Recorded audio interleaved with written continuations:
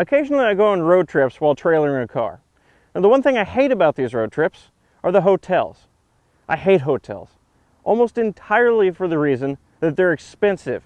It'll be about, let's say, $80 a night average for a hotel. And that causes me to limit the span of my trip just so I can avoid paying for more hotel fees. And yes, I could sleep in my pickup, but that's not a good idea. So what I really need for these trips, and to avoid paying for hotels, is a camper, a bed on the road. Now for a camper, I had two main options in mind. The first one is to simply get a pickup bed topper for my pickup, but that option was immediately ruled out. For one thing, it'd be uncomfortable. It's just a fiberglass shell, and it would not be the best accoutrements and accommodations. But the biggest problem is, this is a 5.5-foot bed. I'm taller than that.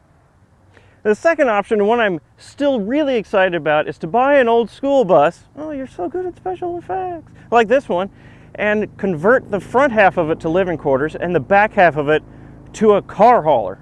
That's still my favorite option, and I would have done that. However, I have one big limiting factor. A school bus won't fit in my driveway, and I have no place to work on it. So that idea was immediately canceled out, but that is still in the plans for the future. Whenever I move to a place that I can, put a school bus. Life goals. So instead, I built my own truck camper. Yeah, I could have bought one, but that would have been about 5 times the price and no fun at all. Because I built it myself, I could totally customize all of the dimensions. So it fits in my bed perfectly with the tailgate freely moving up and down. It's 1 inch taller from floor to ceiling than I am, and it has this 4-foot cab over bed extension to put my bed in. And it's 7 feet wide, so I can fit my bed in there, width-wise, and it's fine. I have plenty of sleeping room, which is one of the big things I was worried about. Let me get this out of the way. Yes, I know it's ugly. I don't care. Now let me tell you about the construction. I tried to make a build video, but it turned out really boring and mostly consisted of me hurting myself. The frame, as you can see here, because I haven't finished the interior, consists entirely of 1-inch steel square tubing. I use steel because I have a MIG welder and I don't have a TIG welder. I wanted to use aluminum, but aluminum would have required me to use a lot more material for strength, and I don't have the proper welding tools for it, so that was just flat out of the picture.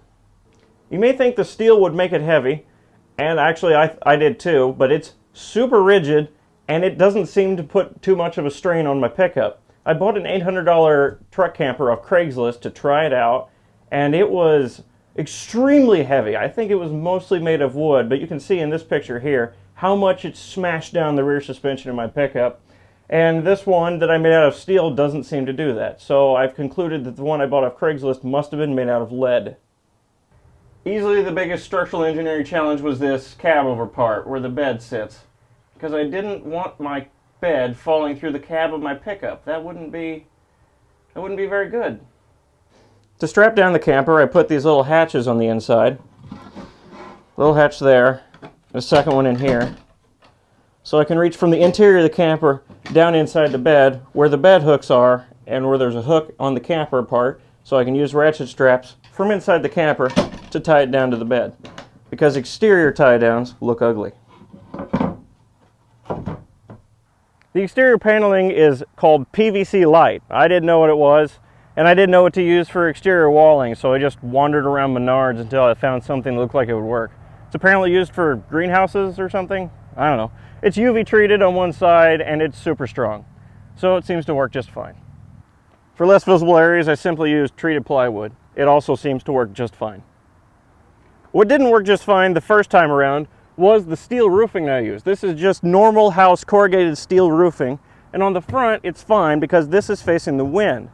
But in the first iteration, which I'll talk about in a minute, I had the corrugation on the top facing the same way as this, against the wind. And while I was going down the road in my first trip, it gently flapped enough so that it metal fatigued off of the mounting screws and then started flapping quite a bit, and I had to make a return trip home. Now, however, I've secured it, corrugation's facing the correct way, even though I didn't do that on the front because this was easier to mount. On the top of the roof, the corrugations are facing with the wind, and it has very secure mounting points, so if it does that again, I will be absolutely surprised. Like I just said, this is the second iteration of the build. The first iteration, aside from having a crappy roof that flies off going down the road, had a much shorter cab over compartment. This was only 2 feet instead of being the 4 feet it is now.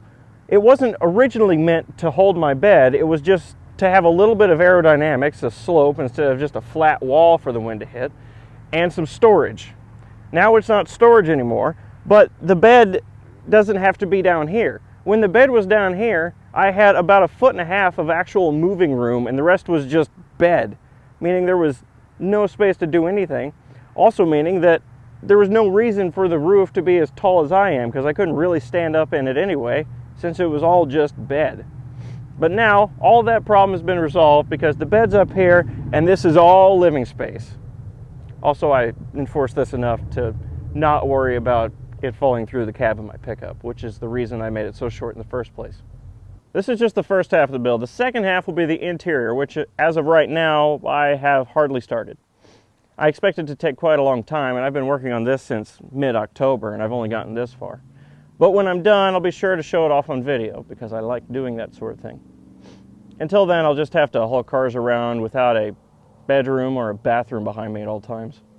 By the way, having a bathroom behind you at all times on the road, super convenient. I'm going to have that when this is done. Be sure to check out the video description to get Aging Wheels merchandise, like the shirt I'm wearing right now.